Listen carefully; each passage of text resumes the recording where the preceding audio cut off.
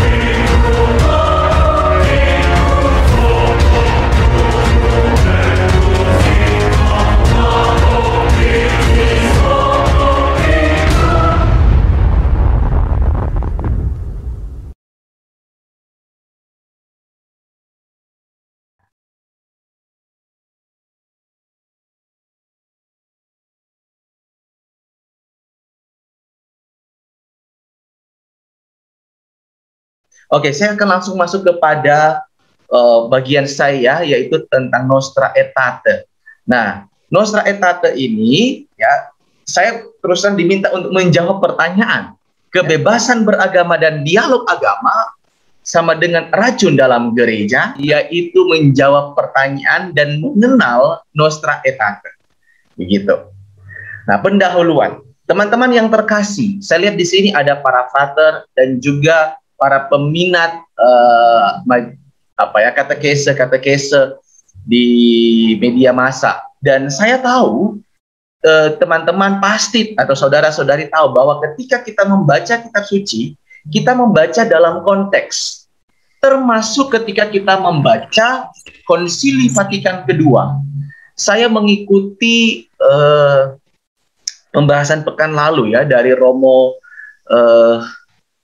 Kopongkum MSF, mohon maaf kalau saya keliru ya, saya nonton di YouTube, dan itu Romo sudah memberikan, Romo atau Pater ya, sudah memberikan latar belakang dengan sangat baik. Jadi sehingga saya tidak perlu memperpanjang lebarkan tentang itu. Kemudian isi yang kedua adalah sekilas tentang Nostra Aetate. Yang ketiga, pertanyaan-pertanyaan dan tudingan. Itulah isi-isi dari materi saya pada malam hari ini. Begitu. Nah, membaca dalam konteks ini sangat penting, ya. Nah, teman-teman yang terkasih, dalam forum-forum akademik, tidak usah khawatir. Silakan Anda bertanya apa saja. Tetapi ketika kita mau memahami satu dokumen, entah itu adalah kitab suci, dokumen Konsili Vatikan kedua, mari kita baca dalam konteks, teks yang mengikuti teks, gitu ya. Nah, konteks Konsili Vatikan kedua dalam hal berkaitan dengan Nostra Aetate ini, ya, konsil ini dimulai 17 tahun setelah Perang Dunia Kedua berakhir, namun Perang Dingin itu mulai panas-panasnya tuh, ya, sehingga rintihan akan perdamaian, orang cari persatuan dan kebersamaan sebagai bangsa manusia. Ya, kita ingat Paus Yohanes ke-23 mengeluarkan dokumen Pacem in Terris, dan The Beatles, ya, mungkin pada masa-masa itu, ya, Imagine All the People dan seterusnya, itu lagu-lagu yang terkenal, ya. Kemudian dinamika dan diskusi mengenai modernitas, ini kelanjutan sebenarnya Paus Pius ke-10, Paus Pius ke-9 dalam dokumen-dokumennya, silabus silabus error itu, ya, krisis kemanusiaan, ada pasca perang, kemajuan materi sebagai akibat dari modernisme. Itu ada kritikan-kritikan begitu, ya. Paus Pius ke-10 secara khusus dalam Lamenta Nili Sane itu, ya, begitu jelas. Nah, negara-negara berkembang baru lahir, termasuk kita, ya, Indonesia tuh baru lahir, dan banyaknya negara atau bangsa yang mayoritas itu non-Katolik, ya. Jadi atau lebih tepatnya banyak yang bangsa-bangsa baru di mana Katolik itu minoritas dan dipersekusi, begitu. Ada yang dipersekusi. Ini saya baca dari buku yang dikeluarkan oleh Seri Driarkara dengan judul Konsili Vatikan Kedua, apa yang belum selesai, saya lupa itu namanya judul lengkapnya. Nah, tujuan konsili dalam hal pastoral, jadi tujuan konsili dalam hal pastoral. Ini tudingan yang orang mengatakan, oh ini kan konsili pastoral, ini nanti kita akan bicara. Ini tujuan konsili dalam hal pastoral dalam PO nomor 12, ada 3, pembaruan gereja, pewartaan Injil, misi, ini yang dikatakan oleh Romo Kopong, ya, Pung MSF, ya, yang minggu lalu itu tentang inkulturasi, dan dialog dengan dunia modern. Nah, pendahuluan, teman-teman yang terkasih tentang dokumen ini, ingat sekali bahwa dokumen-dokumen Konsili Vatikan kedua terbagi menjadi 3, yaitu konstitusi, dekret, dan pernyataan atau deklarasi. Nostra Aetate itu adalah pernyataan atau deklarasi. Konstitusi dan dekret itu ke dalam. Kalau konstitusi itu ke dalam untuk seluruh gereja, umat Allah, sedangkan kalau dekret itu untuk ke dalam tapi secara lebih spesifik. Contohnya Perfecte Caritatis itu untuk orang-orang yang hidup bakti begitu. Nah, sedangkan pernyataan itu gereja dengan dunia luar. Maksudnya di luar gereja begitu, ya. Bagaimana kita berhadapan, bagaimana ketika kita berperilaku atau lebih berperilaku, ya, bagaimana ketika gereja itu menyatakan sikapnya untuk diketahui oleh orang luar. Jadi berkaitan dengan bagaimana relasi kita dengan orang-orang yang non-Katolik. Gereja mempertimbangkan dengan lebih cermat manakah hubungannya dengan agama-agama bukan Kristiani. Jelas, ya, dalam pernyataan saya tadi. Kemudian dikatakan ini, dalam tugasnya mengembangkan kesatuan dan cinta kasih antar manusia, bahkan antar bangsa, gereja terutama mempertimbangkan manakah hal-hal yang umum. Jadi ini umum, jangan tanya yang detail-detail ketika pernyataan, ya, yang terdapat pada bangsa manusia dan yang mendorong semua untuk bersama-sama menghadapi situasi sekarang. Jadi ini adalah kepada orang di luar gereja dan mengajak mereka. Nah, kenyataan yang ada di hati umat pelbagai agama apa? Ya, itu tentang Allah, tentang Tuhan yang transenden itu. Ini menyangkut Nostra Aetate. Nah, teman-teman yang terkasih, dokumen ini, pernyataan ini paling singkat di antara dokumen-dokumen Konsili Vatikan kedua. 17 halaman kalau dalam dokumen Konsili Vatikan obor. Mohon maaf, bukan obor, ya. 17 halaman dan hanya 5 artikel, sangat sederhana. 17 atau 7, jangan-jangan saya keliru nih. Nah, dokumen final disetujui tanggal 15 Oktober 1965 dengan 1765 banding 242. Ditolak oleh 12% Bapak Konsili. Jadi kalau seandainya ada pertentangan, sejak awal sudah ada diskusi yang sangat luar biasa antar Bapak Konsili. Ya, mencerminkan perdebatan yang keras sejak awal. Ya, ini dokumen yang sangat pendek, tapi perdebatannya luar biasa. Ya, pada masa ini konflik Arab Israel sedang panas. Ingat ya, kaum Arab dan tanda kutip Muslim menganggap siasat Yahudi untuk mencaplok Palestina, sehingga orang-orang Arab Kristen ya, ya ini saya baca di satu literatur ya, di satu literatur yang mungkin bisa keliru, bahwa Nostra Aetate ini adalah bagian dari lobi orang Yahudi, tapi padahal tidak ya. Dan beberapa ahli mengatakan ini adalah dokumen paling kontroversial dalam Konsili Vatikan. Nah, ini saya mau kasih teman-temannya betapa jelas ini ya. Paulus Episcopus Servus Servorum Dei una cum sacro sancti concili patribus ad perpetuum rei memoriam declaratio de ecclesiae habitudine ad religiones non Christianas Nostra Aetate. Ini lihat betapa kuatnya dari awal ya. Ini ditetapkan oleh Paulus ke-6 mengatasnamakan seluruh Bapak Konsili, para uskup. Jadi betapa kuatnya ini. Ya. Nah, mari kita langsung mulai dengan Nostra Aetate nomor 2. Gereja ya, dalam Nostra Aetate nomor 2 itu, gereja berbicara tentang agama yang bukan Kristen. Gereja melihat dengan penghargaan. Ini kata-kata dengan penghargaan, ya, ada orang bilang dengan positif, bahkan ada yang orang bilang dengan murah hati, pelbagai agama yang realitasnya ada. Realitasnya itu ada, ya, real. Ya, ada agama-agama non-Kristen. Nah, dalam Nostra Aetate nomor 2 ini singgung Hindu dan Buddha. Hindu mencari pembebasan dari kesesakan keadaan kita, entah melalui bentuk hidup berulah tapa, melalui permenungan yang mendalam, atau dengan mengungsi kepada Allah yang penuh kasih dan kepercayaan. Bahasanya mengungsi. Buddhisme dalam pelbagai alirannya mengakui dunia serba berubah, sama sekali tidak mencukupi, dan mengajarkan kepada manusia jalan untuk dengan jiwa penuh bakti mencari bakti dan kepercayaan, memperoleh kebebasan yang sempurna. Jadi lihat ini, bagaimana ketika kita berhadapan dengan orang lain, kita memandang mereka dengan penuh penghargaan. Ya. Nah, di Nostra Aetate nomor 2 inilah muncul kata-kata yang buat banyak pusing orang. Ya. Banyak pusing orang-orang, para teolog, para komentator, ya, kritikus. Ada orang suka mengkotak-kotakan tradisionalis, liberal dalam gereja. Ada orang yang tidak tahu suka itu, tapi ya, mari kita pakai pengkotakan itu ya. Ini tidak tahu suka dengan kata-kata ini. Gereja Katolik tidak menolak apapun yang dalam agama-agama itu serba benar dan suci. Ini terus terang menimbulkan komentar banyak sekali ya. Nah, tetapi ingat ya, ada tambahan yang tidak kalah peliknya.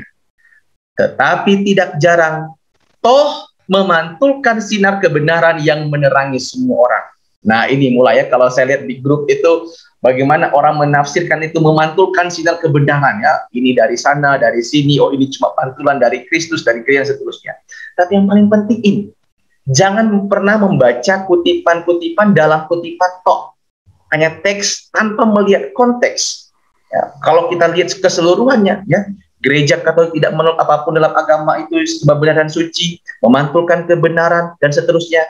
Namun, gereja tiada hentinya mewartakan dan wajib mewartakan Kristus, jalan, kebenaran, dan hidup. Ini dalam satu paragraf yang sama. Jadi sebenarnya ini bagaimana kita menghargai yang ada di luar, tapi kami juga yakin bahwa gereja yakin dan bahkan wajib mewartakan Kristus itu jalan, kebenaran, dan hidup. Dan saya rasa kalau saya lihat ini ya, yang hadir di sini itu dalam, kalau kita kotakan ya begitu, Walaupun ada yang tidak suka mungkin, oh ini kelompok yang ya oke, kita terima Konsili Vatikan kedua, tidak terlalu masalah sebenarnya dengan teks ini. Tapi ada yang polemikus, ini sangat-sangat menjadi bahan yang sering dipakai untuk diskusi. Kemudian dalam Nostra Aetate nomor 3 tentang agama Islam. Gereja juga menghargai umat Islam yang menyembah Allah satu-satunya, yang hidup, berdaulat, penuh belas kasihan dan maha kuasa, pencipta langit dan bumi yang bersabda kepada manusia. Dokumen ini kemudian memuji praktek dan sensus religius dari kaum muslim, rasa beriman kaum muslim. Konsili suci, nah ini, mendorong mereka semua, mendorong mereka, berarti mereka teman-teman muslim ya, supaya melupakan yang sudah-sudah. Kalau kita lihat akhir-akhirnya, kalau kita kontekstualkan dengan situasi kita, kan bisa dilihat di media sosial, kadang-kala mereka masih ungkit tentang masa perang salib, masa perang dunia kedua, gold glory, kolonialisme yang membawa gold glory and gospel, dan seterusnya. Dan dengan tulus hati melatih diri untuk saling memahami supaya bersama-sama membela, mengembangkan keadilan sosial bagi semua orang, nilai-nilai moral dan perdamaian dan kebebasan. Nah, kemudian inilah yang kemudian kita masuk ke Nostra Aetate nomor 4 tentang agama Yahudi. Ya, ini sangat panjang sehingga ada ahli, saya juga lupa namanya, mengatakan ini heart of the document, hati, jantung dari dokumen ini, yaitu menyangkut agama Yahudi begitu. Sehingga ada satu ahli mengatakan, oh ini adalah hasil lobby dari orang Yahudi. Ada yang mengatakan, oh tidak, tapi ini karena terbawa suasana pengaruh dari Perang Dunia Kedua, di mana orang-orang Yahudi di Eropa pada waktu itu yang mengalami persekusi sedemikian rupa, maka perlu dokumen atau paragraf khusus tentang teman-teman Yahudi ini. Nah, dikatakan begini agama Yahudi. Sementara menyelami misteri gereja, konsili suci mengenangkan ikatan rohani antara umat perjanjian baru dan keturunan Abraham. Mereka telah diangkat menjadi anak dan menerima kemuliaan dan perjanjian dan hukum Taurat, ibadah, janji. Mereka ketuhanan para bapa leluhur yang menurunkan Kristus menurut daging. Ya. Saya mau kutip juga kata-kata dari Rasul Paulus ya. Kita mesti menghargai orang Yahudi walaupun dari mereka juga kita Tuhan Yesus kita disalibkan, tetapi ingat, dari mereka pula lah kita bisa mengenal Kristus. Selain itu gereja mengecam, jadi sebenarnya ini poin penting nih, mengecam segala penganiayaan terhadap siapapun juga, mengingat pusaka warisannya bersama bangsa Yahudi. Gereja menyesalkan kebencian, penganiayaan, pun rasa antisemitisme terhadap bangsa Yahudi kapanpun oleh siapapun dijalankan, terdorong bukan karena motivasi politik, melainkan karena cinta kasih keagamaan menurut Injil. Ya. Nah, sederhana ya, kesimpulan Nostra Aetate nomor 5. Barang siapa tidak mengasihi, ia tidak mengenal Allah, sebab Allah adalah kasih. Maka gereja mengecam setiap diskriminasi antara orang-orang atau penganiayaan berdasarkan keturunan atau ras, kondisi hidup atau agama sebagai berlawanan dengan semangat Kristus. Kemudian mengutip ya 1 Petrus 2 ayat 12, milikilah cara hidup yang baik di tengah-tengah bangsa-bangsa bukan Yahudi, supaya apabila mereka memfitnah kamu sebagai orang durjana, mereka melihat perbuatan-perbuatanmu yang baik dan memuliakan Allah. Nah, itu sebenarnya sangat sederhana dan tetapi ada beberapa hal yang membuat banyak orang pusing begitu ya, atau lebih tepatnya diperdebatkan begitu. Nah, saya langsung masuk ini ke menjawab pertanyaan. Ada yang bilang begini, ini hanya pernyataan, bukan dogma. Ini konsili pastoral, bukan dogmatis. Mohon maaf ini saya mesti katakan, ini permainan retorika dan omong kosong belaka. Kenapa? Karena tadi saya kutip pertama ya, bagaimana dengan secara otoritatif Paus ke-6 kemudian ditandatangani oleh seluruh oleh Paus dan seluruh Bapak Konsili. Bagaimana itu kemudian mengikat ya dan seterusnya kepada kita. Ini bukan hanya sekedar pastoral, tapi juga mendorong kita bertindak sebagai seorang Kristen kepada teman-teman kita? Apakah kita akan bertindak bermusuhan, ya? Apakah kita bertindak seperti musuh yang saling membenci? Tidak. Ayo kita sebagai sesama saudara, teman-teman Hindu, Buddha, Muslim, Yahudi. Adapun kami dengan kuasa kerasulan yang diserahkan Kristus kepada kami bersama Bapa yang terhormat mengesahkan, menetapkan serta mengundangkannya. Bukan main. Ini adalah bagian terakhir dalam deklarasi ini. Mengundangkannya dalam Roh Kudus. Oh, tidak main-main, ya. Mengundangkannya dalam Roh Kudus, ya. Ada saya kutip Kanon 749, Kanon 750, Kanon 752, ya, bagaimana kita taat, ya, kepada keputusan-keputusan konsili. Ada uskup yang tidak setuju, benar, tapi mereka kemudian taat. Dalam tradisi kami para MSC selalu mengatakan begini, boleh keberatan, tapi tidak boleh menolak. Atau mungkin ya dikasih konteksnya sekarang, boleh keberatan, tapi harus taat. Nah, itu ya. Kemudian ada yang berkatakan begini, gereja mengakui kebenaran dalam agama lain. Tidak benar. Ya, tadi saya sudah kutip ya, yang sudah saya singgung tadi di atas. Namun gereja tiada hentinya mewartakan dan wajib mewartakan, yakni mewartakan Kristus, yakni jalan, kebenaran, dan hidup. Kalau teman-teman baca pakai konteks yang lebih besarnya, seluruh dokumen Konsili Vatikan kedua itu tidak pernah sedikit pun meragukan, ya, bahwa kita percaya Kristus adalah satu-satunya jalan, kebenaran, dan hidup, dan tidak mengakui kebenaran dalam agama lain. Pastor, kan agak bertentangan, ya. Kita mengakui ya mereka sebagai teman yang berelasi. Ya, kalau kamu menganggap bahwa itu benar, oke, tapi inilah yang menurut kami benar. Dan kami tidak mungkin menganggap itu sebagai kebenaran, karena kebenaran yang sempurna itu ada pada kami. Itu mungkin lebih menyenangkan hati beberapa orang begitu, ya.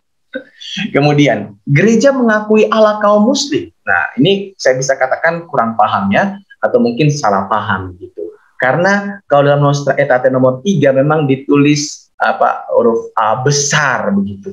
A besar untuk menyinggung menulis Allah teman-teman muslim. Ini yang langsung dituduh bahwa berarti karena kita menulis Allah mereka dengan A besar, maka kita mengakui Allah mereka sebagai Allah. Ya tidak gitu, ya. Jadi ingat, ini adalah pernyataan di mana ditujukan kepada mereka, ya, kepada teman-teman muslim dalam konteks Nostra Aetate nomor 3 ini. Dan teks ini mengutip Santo Gregorius ke-7, surat ke-21 kepada Ansir, raja dari Mauritania.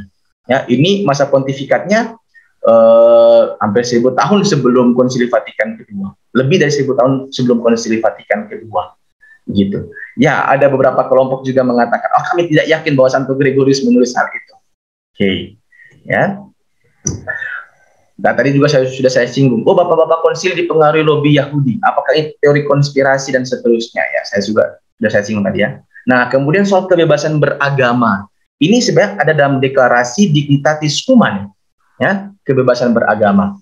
Ingat, saudara-saudari, pada waktu Konsili Vatikan kedua ini ada, ya, gereja itu dihadiri 2.500-an uskup.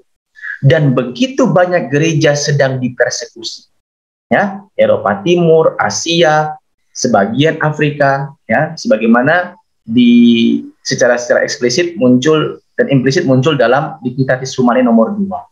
Dokumen ini diarahkan, ini bukan Nostra Aetate, ya, tapi dokumen ini Dignitatis Humanae diarahkan kepada negara dan pemerintah yang memberikan paksaan, dalam tanda kutip lain itu persekusi atau penganiayaan kepada teman-teman Katolik, saudara-saudari Katolik kita di tempat mereka. Karena itu gereja bilang, tidak, ya, salah satu ciri dari manusia zaman sekarang adalah mereka hidup dengan suara hatinya, termasuk suara hati menentukan agama mereka. Nah, perjuangan ide ini tidak berarti menafikan kebenaran dalam Kristus Tuhan yang diajarkan oleh gereja Katolik, sama seperti yang ditulis dalam dokumen ini sebenarnya. DH nomor 14. Sekali lagi, Nostra Aetate dan Dignitatis Humanae dan seluruh Konsili Vatikan kedua membahasakan secara baru extra ecclesia nulla salus. Tapi substansinya tidak bergerak ya, substansinya tetap sama tapi dibahasakan secara bab.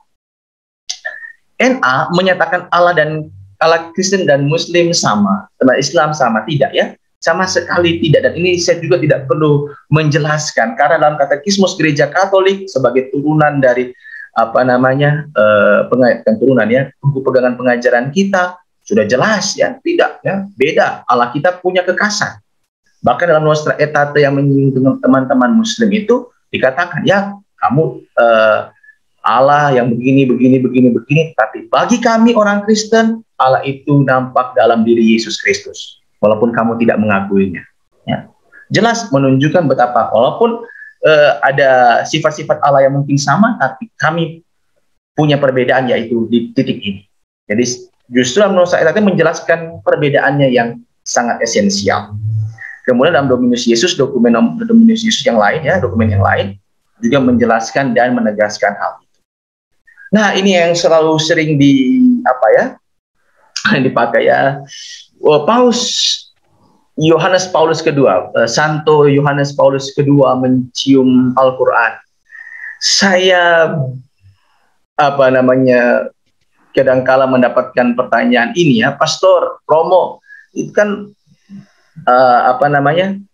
ini dilihat nih, Paus Yohanes Paulus kedua mencium Al-Quran, ini kan suatu penistaan kepada gereja Katolik dan seterusnya.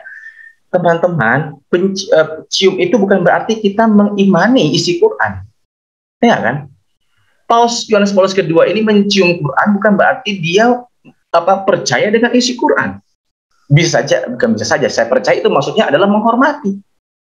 Ya, sama seperti Macron dengan Angela Merkel. Bukan berarti dia mencintai, dia menghormati, dia menghargai. Itu di belakang foto ini sebenarnya, di belakang Macron dalam foto ini sebenarnya ada istrinya dia. Begitu.